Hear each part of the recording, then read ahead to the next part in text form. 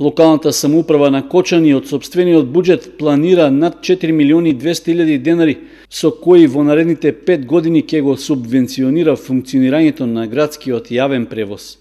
Според изготвената предлог одлука, се планира да остане во сила претходно донесеното решение од Советот на општината, според кое на превозникот му се надоместува 50% од цената на билетот за едно возење.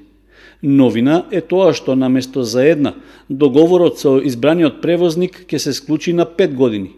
При тоа се остава можност за пораст на цената на билетот поради евентуална промена на цената на горивото. Линискиот превоз на патници и понатаму ќе се врши со најмалку 4 поаѓања дневно, при што максималната единична цена за билет по патник изнесува 20 денари. Доколку цената на дизел горивото се покачува или пак се намалува во висина до 15%, тогаш корекција на цената на билетот ќе нема. Ако поскапувањето на горивото е до 1/4 или до 50%, тогаш за толкав процент ќе се покачи и цената на единичен билет.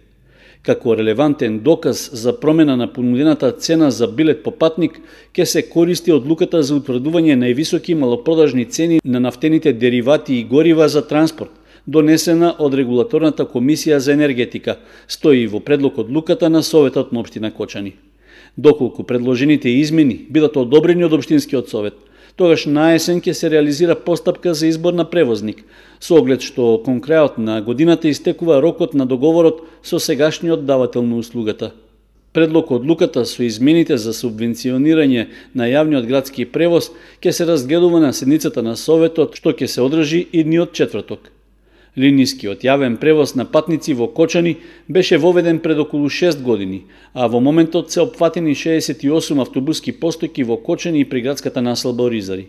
Освен неколку месечниот прекин минатата година, поради откажувањето на дотогашниот превозник, функционирањето на услугата се одвива без проблеми.